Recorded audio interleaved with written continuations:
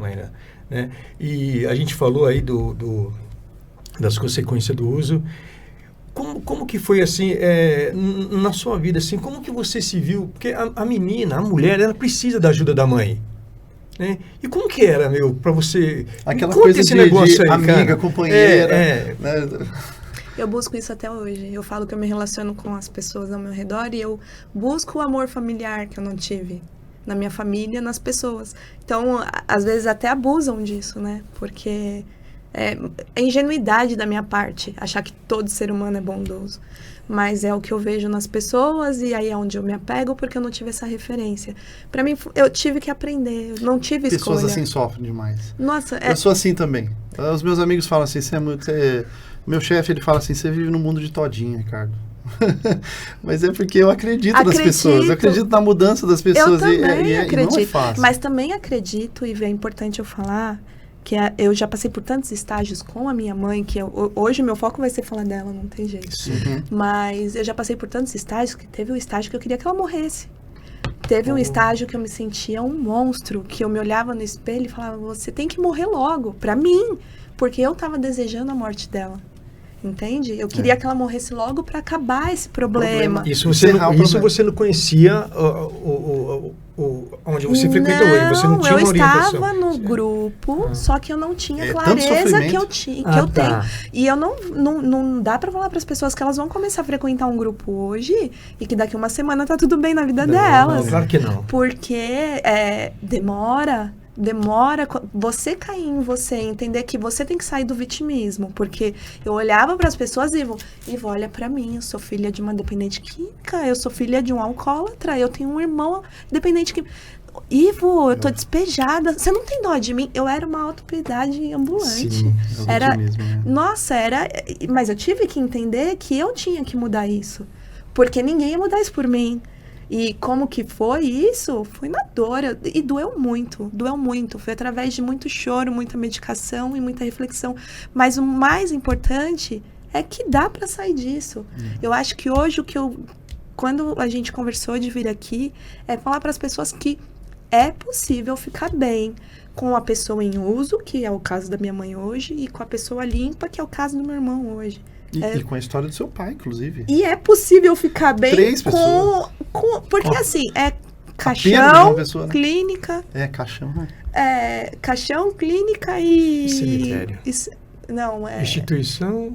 a clínica, o caixão, depois vocês vão ter que editar isso, porque eu não lembro. São 3 Cs. Não, a gente fala cadeia, cemitério... Cadeia, cemitério e caixão. Caixão. Cadeia, isso, engraçado, né? Porque eu peguei meu irmão na delegacia, na cadeia, o meu pai tá no cemitério, e a minha mãe foi pra clínica tantas vezes, então eu passei por todas essas fases e eu tive que aprender com todas elas. E não tem fórmula mágica, mas tem ajudas, e isso é importante falar. Porque sem ajuda não dá. Eu vi que eu tentei e eu me perdi. Eu caí, eu adoeci.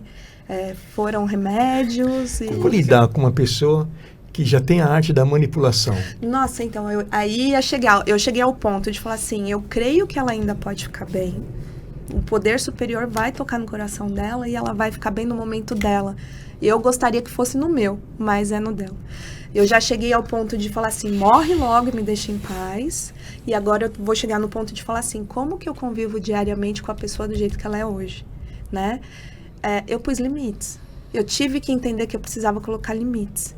Porque é R$1 aqui, é 2 ali, hoje é 10, não é mais 1, né? Por um cigarro. O botijão de gás acabava o tempo inteiro, gente. Mas eu tive que aprender a lidar. E como é isso? É colocando limites. Eu falei, inclusive, pro meu esposo no carro vindo pra cá. Ele falou, mas eu acho que você ainda sofre com esse assunto.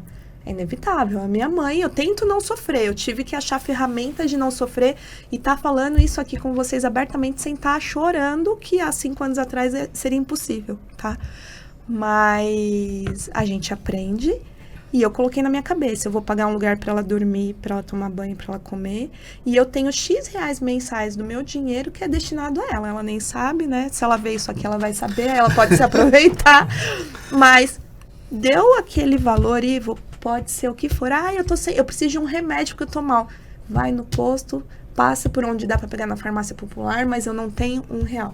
Eu tive que colocar isso em prática. O não. Não que eles não gostam de ouvir, a gente tem que aprender a falar. Não, eu ia dizer o seguinte, que muitas pessoas, eu não sei se são todas, tá? Mas eu acredito que seja a maioria, enfrentam um problema muito comum que é o famoso santo de casa não faz milagre. Nossa. Não é verdade?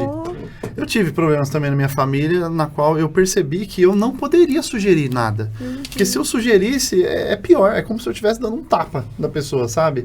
Nossa. E às vezes a mesma coisa que eu queria sugerir, escutada por uma pessoa de fora, faz muito mais efeito. Nossa, meu marido Aí eu fico imaginando você com 3. Meu marido brigava comigo, porque ele falava tudo isso, gente, e não entrava no meu ouvido, porque ele era meu marido, ele não sabia o que eu tava sentindo. Cala a boca, sua mãe não usa droga pra você estar falando isso. Olha só.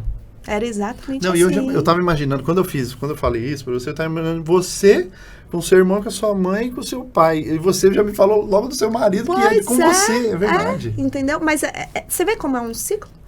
É o comportamento. Não é só a doença, é o comportamento, porque eu herdei o comportamento deles. Se vocês pegarem meu sangue, tá aqui, é o mesmo sangue.